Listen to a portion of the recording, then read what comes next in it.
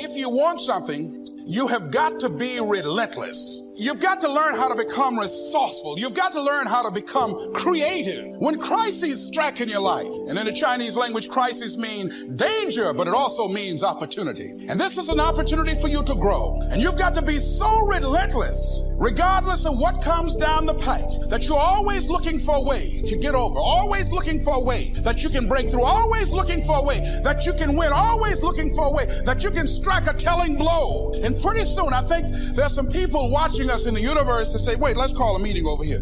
You know that guy Mustafa? Look at him down there. He won't stop. Just that fool don't know he can't get over. Look here. Why don't we do this? Let him go and let's mess with somebody else.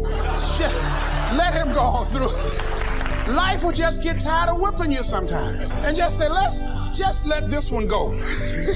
I believe this. Now, no one has told me this, but I just kept on kicking. I didn't have sense enough to stop. I was intelligently ignorant. I didn't know what I couldn't do. So I just tried anything. And the fascinating thing about life, because you can't get out of it alive, you might as well have a good time, you know?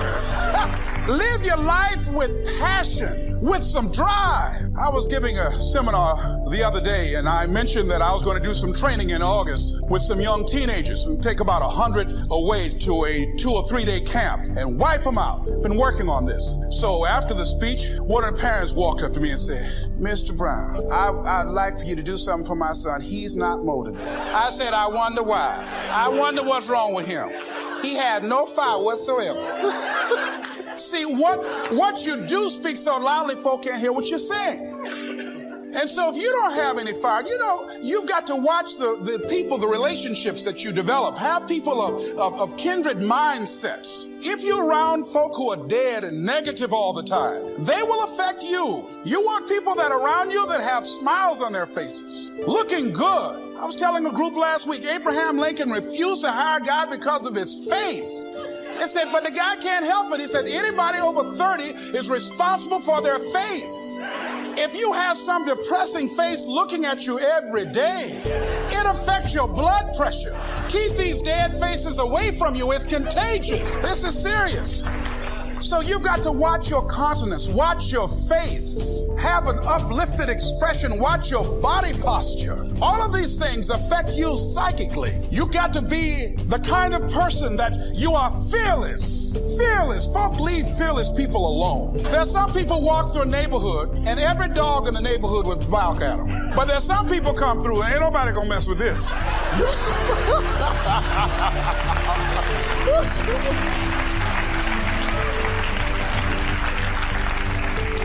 You are unstoppable. And because you are unstoppable, because you've got power that you haven't even begun to use yet, you owe it to yourself to release your brakes. How many of you have the experience of pulling out of your driveway and you mashed on the accelerator and the car was just going, it couldn't move. And you mashed harder and it couldn't move. And then you discovered you had your emergency brakes on. And then you release those emergency brakes and it goes, choo! Have you ever had that experience before? Most of us go through life with our brakes on, holding back, not giving all that we have, not sharing all of ourselves. Most of us go to our graves still holding on rather than releasing it. What are some of those things that keep us from releasing it? Because of past experiences, past defeats, past pain. We look back, well, it didn't work out then. It probably won't work out now. Many people get confused their performances with who they are. Here's the next one. Philosophy that helped change my life. It's not what happens that determines your life future. It's not what happens that determines your life future. It's what you do about what happened. All of us are in like a little sailboat, and it's not the blowing of the wind that determines your destination. It's the set of the sail. So jot this phrase down. It's one of the best to understand. Kids need to understand it. The same wind blows on us all. The wind of disaster, the wind of opportunity, the wind of change, the wind when it's upside down, the wind when it's favorable and unfavorable. The same wind blows on us all. The economic wind, the social wind, the political wind. The same wind blows on everybody. The difference in where you arrive in 1 year, 3 years, 5 years, the difference in arrival is not the blowing of the wind, but the set of the sail. And that's what learning is all about, to set a better sail this year than last year. To set a better sail. The first 6 years of my economic life, I wound up broke. Second 6 years, I wound up rich. You say, well, the Democrats must have finally gotten power. No. It was not a political change. Here's what changed the second 6 years of my economic life. It was my philosophy that changed. The set of the sail of better thinking, correcting the errors of the past and picking up new disciplines for the future. That's all I had to do at the end of the first 6. Correct the errors of the past and then pick up some new disciplines for the future. And my total life changed. The second 6 years was totally different than the first 6 of my working life. And guess who can do that? Anybody. Now you can keep on the same path for the next couple of years as you have the past 2. But if you wish to, and maybe everything's okay for you and you don't need to, but if you need to make some changes, I'm telling you, you can start doing it today so that the next 2 years will be drastically different than the last 2. And anybody who wishes to do that can. And you can do it between ages 40 and 43. You can do it between ages 13 and 50. You can do it between ages 60 and 62. Any 2 years, any 5 years that you wish to drastically change from the previous 5, you can do it. If you wish to. Now, this isn't written. This is not a law. Here's what it's called, opportunity. But if you don't know you can change, if you don't know you can drastically change your income, change your future, change your health, change your marriage, change everything. If you don't know that, some people then go year after year after year after year not making much change simply because they didn't get to the class. They never read the book. They never went to the seminar. They never made the discovery. They didn't seek for the knowledge of how could I make my life better. And if you just rock along, I'm telling you it's okay. Anybody can live any way they choose, but I'm here to tell all of you that if you wish to, it's possible to make the next 3 years totally different than the last 3. And all you have to do is just a few things. So if you got that one now, it's not the blowing of the wind that determines your income. It's not the blowing of the wind that determines your fortune. It's the set of the sail. And that's why we gathered here today. Maybe I've got some ideas that'll help you with a couple of little things about setting the sail of your thinking that might drastically give you multiplied more benefit the next 3 years than you've gotten in the last 3. So it's not what happens. What happens to everybody. Chevron years ago brought me in to talk to management. They said, Mr. Rohn, you travel around the world and you're fairly knowledgeable. What do you think the next 10 years are going to be like? I said, gentlemen, I can tell you I do know the right people. So they all leaned forward and listened carefully. And I said, gentlemen, the next 10 years are going to be about like the last 10.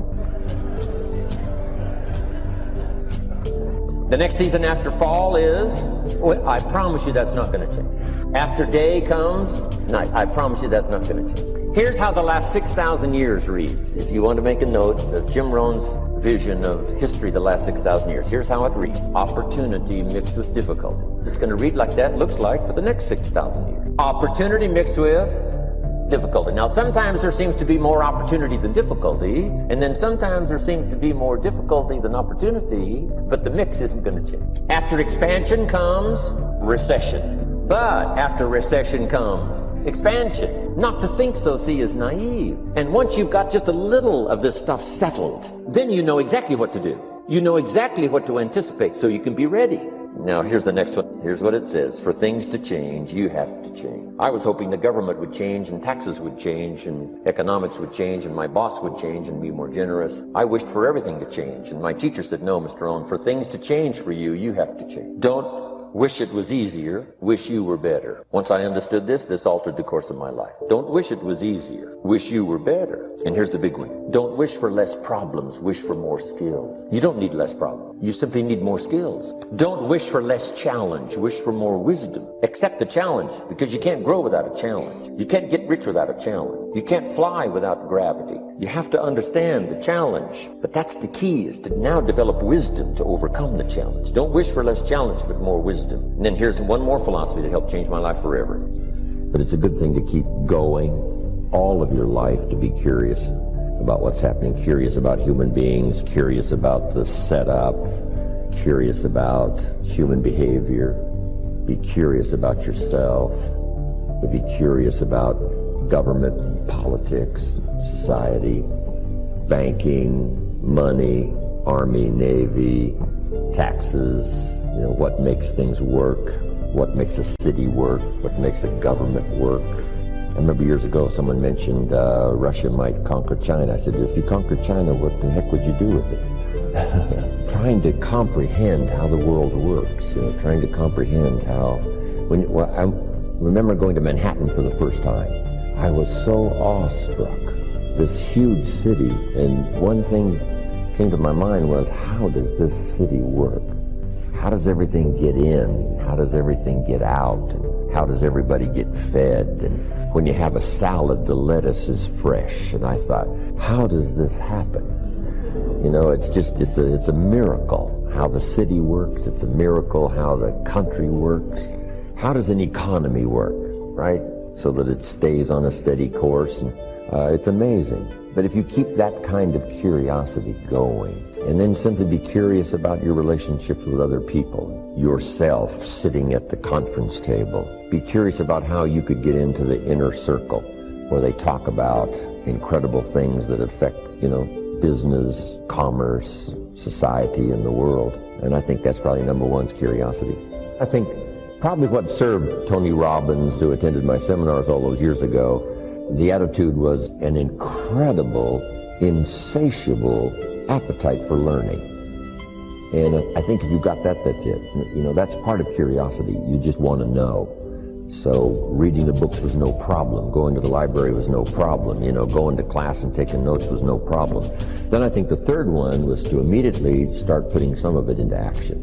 Not to wait till you know it all, but to do what you know and let the rest be unfolded and revealed. The illustration is on a foggy night, if you can only see 100 feet, if you walk that 100 feet, now you can see another 100 feet. Take it a bit at a time. But for those components that really start someone on the road to success, I think that's it. Curiosity, appetite for learning, and willingness to put it all into activity right away. Then probably willingness to take constructive criticism, not put down the criticism. It's okay. But here's another way to consider. If you just added this, I'm telling you, it'd make you twice as powerful.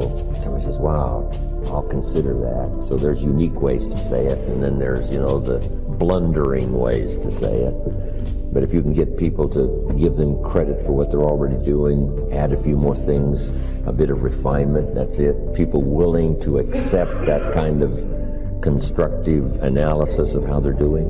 Those are some good components. I asked two good questions, I think, that are really vital, especially for mature people. Number one, what's got you turned on? Question number two, what's got you turned off? Two excellent questions. Food for thought. Years ago, shortly after I met Earl Schoaf, I finally found out what had me turned off, and I got that cured. And I got enough reasons to get turned on. And from that day until this, no one has ever said to me, when are you going to get going? When are you going to get off the couch? When are you going to get started? I've never heard that since I was 25 years old. Once the fires were lit for me, they've never gone out. I've gone through my challenges from rich to broke and back to rich, and I've been through it all. But I've never had someone say, you got to get up from here and you got to get going. Never. And I don't really know how to teach it, and I really don't know how to explain it. All I know is if it ever happens, it's one of the great experiences of a lifetime. Get enough reasons to turn you on, and then just keep adding some more so that you never lack for emotional or physical vitality and spiritual strength to just keep going, to make your life as good as you can, go as far as you can, earn as much as you can, share as much as you can, be as much as you can to the people you love and care about, live as well as you can. If you once develop that thirst and the zest. But it's interesting, what's got you turned off and what's got you turned on. See if you can't cut loose from the stuff that's got you turned off. Maybe it's negative attitude, maybe it's poor thinking. I was so ambitious. Once I met Mr. Schoaf, found some new ideas that were life-changing. Profits are better than wages. It helped me become wealthy. Work harder on yourself than you do on your job. I'd never heard of that before. Success is something you attract by becoming an attractive person. It's not something you pursue. Wow. Those things really revolutionized my life. And I got so excited about now becoming successful. I knew then I was going to become wealthy and successful. But I think I was a bit overambitious. Some things I went for in the beginning cost me too much. If I'd have known what it was going to cost, I wouldn't have paid. But sometimes you just don't know till after. You think, oh, this is it. This is it. Sure enough, when you finally acquire it or reach that position, you look back and say, wow, I spent too much time, too much money. I let go some values that really are important to me that I forgot about or misjudged what it was going to cost. So I think we always have to look into the future and say, what do I want and what's that going to cost? There's two great words of antiquity everybody should learn. Here they are. One's positive and one's negative. And we studied a bit about that yesterday. Positive, negative. Here's the positive word from antiquity. Behold. That's the positive word. Behold the possibilities. Behold the opportunity. Behold the future and give it design. Behold and look at the chances you've got. Behold, spring has come. Behold, the day has arrived and the sun is shining and the shadows are fleeing away. Behold, the next person you can meet might be your friend for life. Behold, the next person might be a colleague forever. Behold, that's the positive word, behold. Now, here's the negative word, beware. Now I want to give you a sentence to jot down that's very valuable. Here's what it is. Beware of what you become in pursuit of what you want. Beware. All of our lives we have to deal with behold and beware. When a kid goes to school, it's behold the opportunity and beware the danger. Behold and beware. So beware of what you become, pursuing what you want. Some things I went for in the very beginning cost me too much. I got so obsessed with some things that I found out later the price was too big to pay. If I would have known better, I never would have paid. But sometimes we learn when? After. So don't become so obsessed with something that you lose your sense of reason or it costs you your friend. Don't be so obsessed with something that you compromise your virtues and your values. The story says Judas got the money. You say, well, that's a success story. No. It's true, 30 pieces of silver was a sizable sum of money, but it was not a success story. His name was Judas. Doesn't that ring a bell? It makes all the difference in the world. Judas got the money. Here's something interesting about the story of Judas. After he got the money, he was unhappy. Someone says, well, if you had a fortune in your hand, why would you be unhappy? And here's the key. He was not unhappy with the money. He was unhappy with himself. Here's a key phrase. The greatest source of unhappiness is self-unhappiness.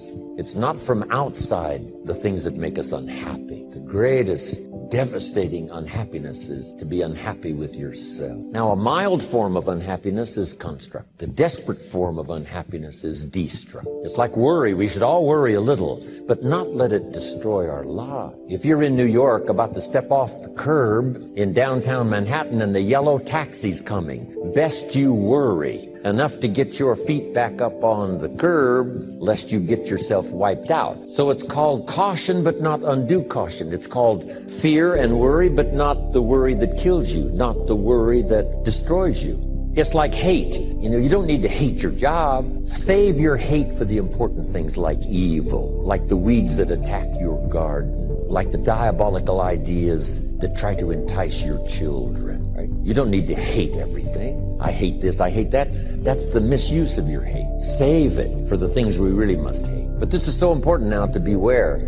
Judas was so unhappy, he tried to take the money back. They said, heck with you, we got what we wanted, you got what you wanted, out. They threw him out with his money. Now he becomes so desperate, he goes out and hangs himself for what he did. He became a traitor. So that's the caution now. If Judas could speak back to us in any kind of clear language, here's what he might say. Beware of what you become in pursuit of what you want. Don't sell out. It's not worth it. The whole balance, I think, is important all of your life. For our kids, so much learning and so much play and so much education and so much time off. And you have to just not overload kids with too much time to learn. A little change of pace. Back when I went to school, we called it recess, right? You can't stay at it, like hour after hour. You have to take a little break and take some time. But it's true as an entrepreneur. It's true in a sales career. It's true for a minister of a church. Whatever you're in is to find that balance of working hard so that the job gets done, but also taking the time. I used to work hard and think, wow, I should have my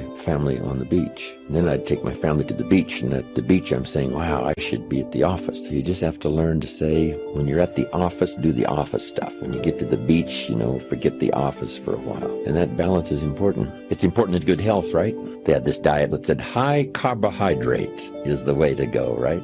Sure enough, it wasn't. Now it's all finally turned around, and we know a lot more, and it's called high protein, low carbohydrate, and all the rest. The first self-interest is to survive. I do an interesting thing now on the instructions given to the first couple, Adam and Eve, after the garden experience. The instructions were, number one, multiply. It's a lonely world with two people. But the second instruction was interesting, and I try to find ways to translate it when I lecture in other countries.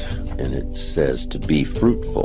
fruitful or productive, first you need to produce enough to survive. If a man is by himself and he produces enough for himself, that's called self-care. Then, if he wants to live a higher life, a companion or get married, he now must produce enough for himself and his wife. Somebody says, well, why work that hard when you can just take care of yourself? That's okay. This is not a moral question. This is a question of, do you wish to live a higher life, a better life? And almost everyone would agree that would be a better life, to be with somebody. But now comes the challenge now to produce enough for two instead of for one. Now they decide to have children. Now the man must figure out a way to produce enough for himself and his family, his children. And the question always is, why do that? Why not just take care of himself? And so this is self-care. First to survive, then to live a better life. He pays that extra price of producing more than he needs for himself so that he can live a better life. Then the next challenge is that the end of it? And the answer is no. Why wouldn't the man think of ways now to produce more than he needs for himself and his family? And the question is, why work that hard? Why do that? And the answer is to be generous, which is an even higher life. Then I take it two more steps. Why not accept the challenge to produce much more than you need for yourself and for your family? Somebody says, well, that's ridiculous. Why do that? You don't understand. It's to live a higher life. Then I take it one step further, to produce far more than you need. What a way to live. Extraordinary. It's okay to live an ordinary life and a pretty good life, but how about an extraordinary life? To produce far more than you need for yourself and your children. Suppose you make $10 million a year and you and your family only need $3 million. Some families are more expensive than others, but let's say $3 million would pretty well cover most every family. Now you've got $7 million to give, to share. How about that kind of life? It's called extraordinary.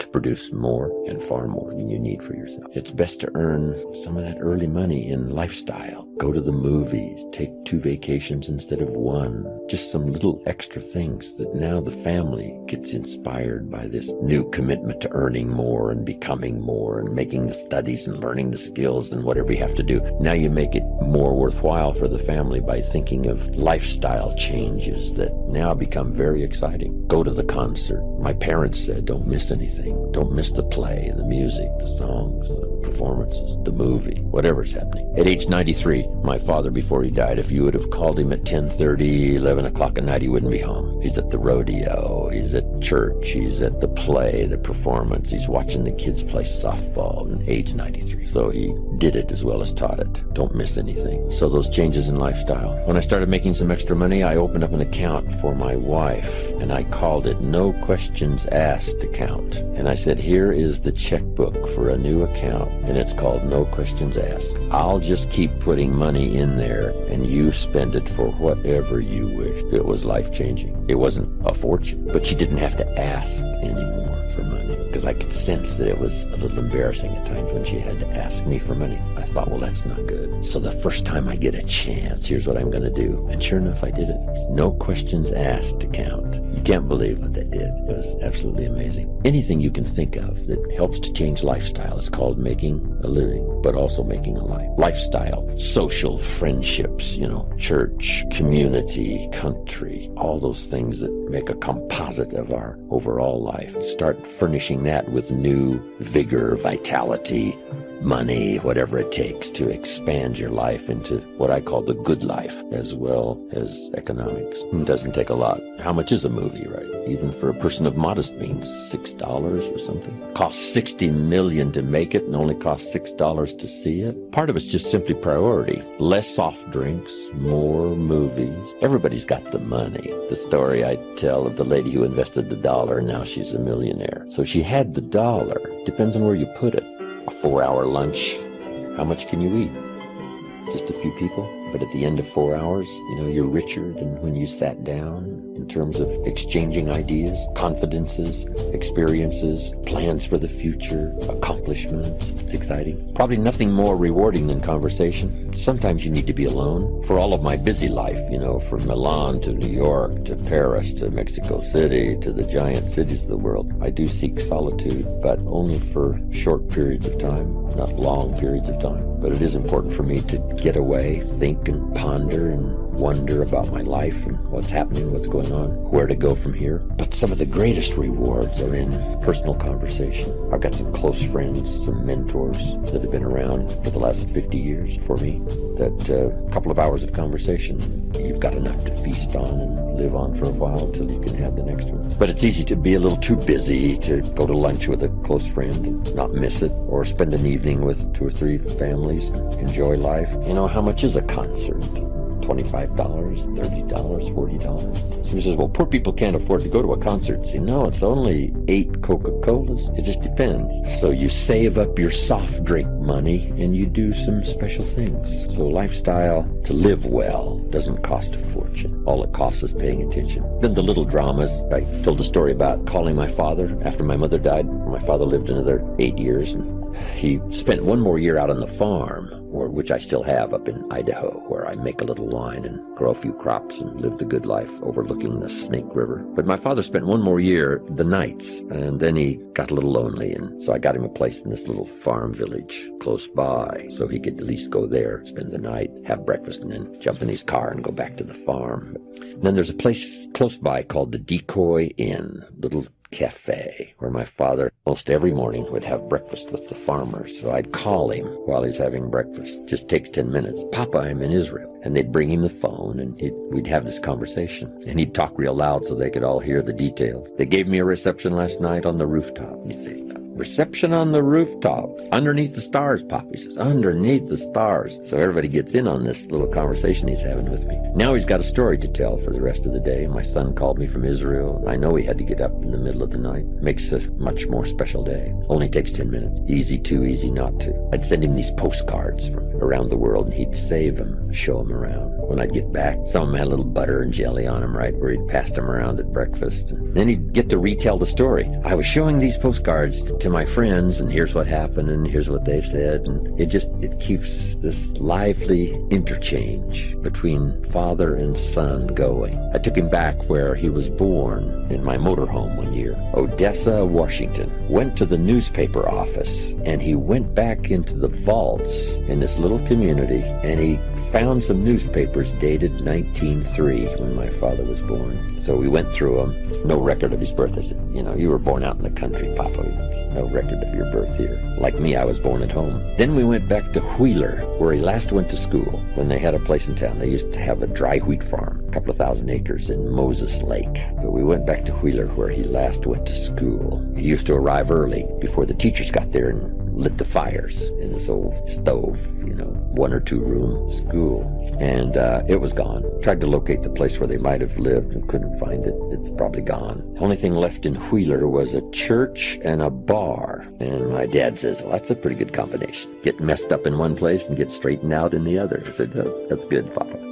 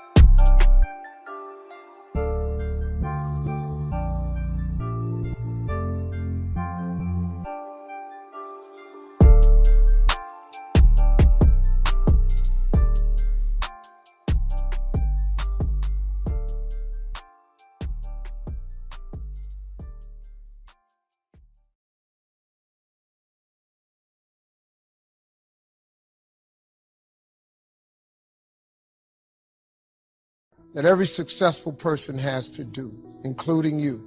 Believe it or not, every successful person in this world has jumped.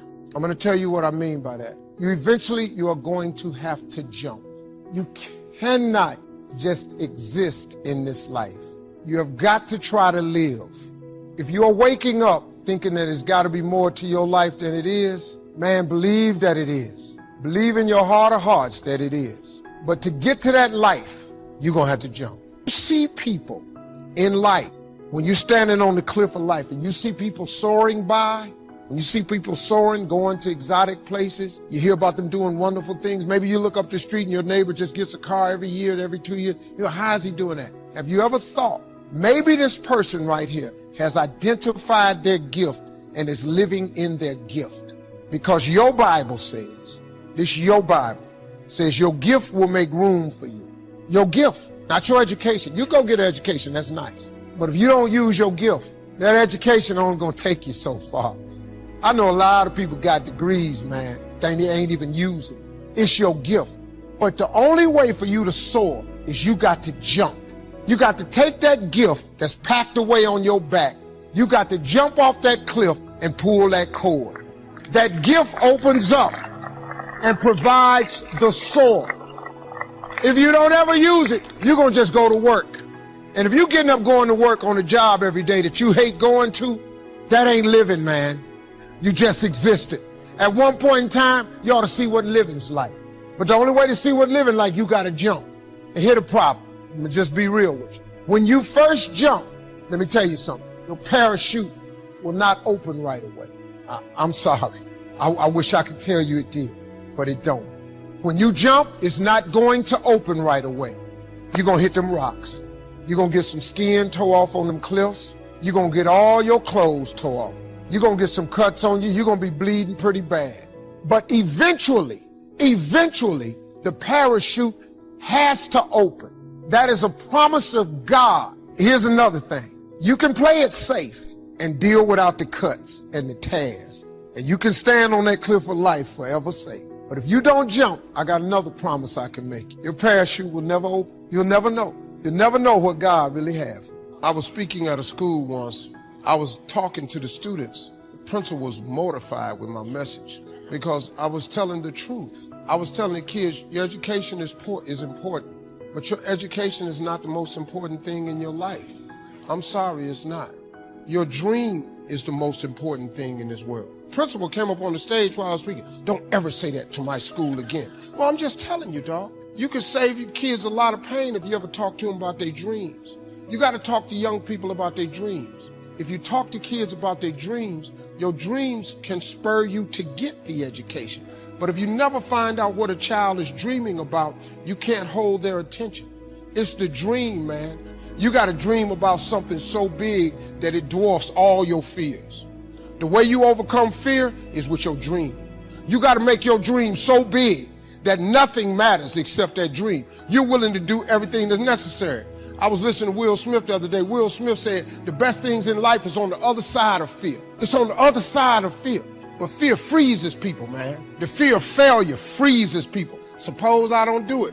Well, you might not make it. But I got news for you. If you don't do it, you damn sure ain't gonna make it. Faith is the substance of things hoped for and the evidence of things not seen. I talk to so many people who get older, like some of us are, and they've lost the faith. Well, faith is really simple. Faith is the substance of things hoped for. All that means is in the beginning, you just hope something pop off. You know, you just kind of hope something happen for you. I was hoping I would get on TV. I wrote it on a piece of paper when I was 10, I want to be on TV. The problem I had when I wrote it at 10 was I suffered from a severe stuttering problem. I could not talk outside of my house. So can you imagine when I wrote on a piece of paper, I want to be on TV and turned that in? First thing the little boy next to me asked me, he 10, well, how long is your TV show going to be? Because you're going to be on TV all day. But when I wrote it on the paper, it wasn't factual. It was just hoping. You just got to start with the hope. Faith is the substance of things that you hope for. You just hope something jump. Then what happened is through grace and favor, he give you a couple of them things you hope for, and then you're supposed to start believing then. because now it turns into faith. But if you take this scripture, faith is the substance of things hoped for and the evidence of things not seen. Albert Einstein said that imagination is everything. It's the preview to life's coming attractions. That's what your imagination is. Your imagination is actually very, very real. Everything you imagine could be a preview to life's coming attraction. Everything we have today came from somebody's imagination. We're talking about the future education, and I was taking the approach from adult learning theory and brain science, and he was approaching it from more technology and scale. And somebody who was listening asked the question saying, is there anything missing? You know, what's missing in theory and technology? And we were talking about it, and we came to the conclusion is understanding human motivation. Because motive matters, right? And what drives us. I always tell people that there's a success formula. I subscribe to it. I call it H cubed. That it goes from your head to your heart to your hands. Especially in the personal development space or where they teach about goal setting. You could affirm things in your head or think things in your head or visualize things in your head. But if you're not acting with your hands, there's something that's missing, right? There's an incongruency there. And what I tell people is check in with the second H, which is your heart, which is the symbol of emotion, the energy of motion. And so I feel like that's the fuel that fuels the car that gets you to take action for something. And I do believe what got me through it is figuring out what my why was, right? I don't want people to suffer the way I did. If I can do anything about it, for me, it's like no brain left behind, right? Because I live with that identity for so long. And my message to people, whether it's on stage or on the podcast or anything, is that we are more than what we're demonstrating, that we've been sold this lie, that people are taught through school. Like when I do these demos and I on stage memorize 100 names and words and numbers forwards and backwards, and it appears effortlessly, I always tell people I don't do this to impress you, I do this to express to you what's really possible, because the truth is everyone can do this too, and so much more. Apply towards creativity and focus and flow and problem solving and thinking and really overcoming the biggest challenges of their life and maybe even the world. The challenge is we were taught a lie. We were taught a lie that somehow our intelligence, our potential, our learning, our memory somehow is fixed, our creativity is fixed, our thinking is fixed like our shoe size. And what we've discovered, as you know, more even about brain science, in the past 2 decades, we've discovered more than the previous 2,000 years. And what we know is that we're grossly underestimating its capacity, our own capacity to be able to grow, to be able to contribute, to improve our intelligence and our influence and our impact. And I want to kind of pull the veil behind and just say, hey, this is about transcending. This is about ending the trance that we're not good enough, that we're not smart enough, that we're not this genius, and telling the truth. The Bible, how to set goals, how to close sales, how to plan your life. You can learn so many things while you're there in your car. Feed your mind. Second thing I would encourage you to do is start reading something good every day. Did you know if you read 20 minutes a day and you're an average reader, that at the end of the year you will have read 20 200-page books, and that the average American only reads one good book a year? Think of what an advantage that will give you over the competition in whatever field you're in. Now, who does these things? Well, Mary Kay Ash of Mary Kay Cosmetics told me that she would never get in her car without a cassette that she could listen to while she was going somewhere. H.L. Hunt, worth $3 billion at his death, listened to cassette recordings until after he was 80 years old. Wallace Johnson, one of the co-founders of Holiday Inns International, over 80 years old, tells me he listens every day and reads at least 2 good books every month. Alan Bean, one of the astronauts who walked on the moon, told me that the astronauts on their way to the moon and back, and please understand, these people have the best self-images, the most clearly defined goals, the most positive mental attitude. They're the most confident, competent people as a group maybe that our country has. But these people were listening to motivational recordings on their way to the moon and back. And what a delight it is for me to be able to say that some of the recordings they were listening to were fantastic. You need to feed your mind. Now, a lot of times people say, yeah, when I'm down in the dumps just a little bit, I really enjoy listening because it gives me a lift. Well, I'm glad to hear that, but let me give you the most surprising news maybe you've ever heard. It's good to listen when you're down. But, folks, the ideal time to listen is when you're sky high. Let me tell you why. When you're down, sometimes you grab at straws. Sometimes you grab the wrong straw. Also, a lot of times, and here's the real benefit to listening, it triggers your imagination, stirs up all of the stored information which you already have in your mind, and a lot of the good ideas then come forth.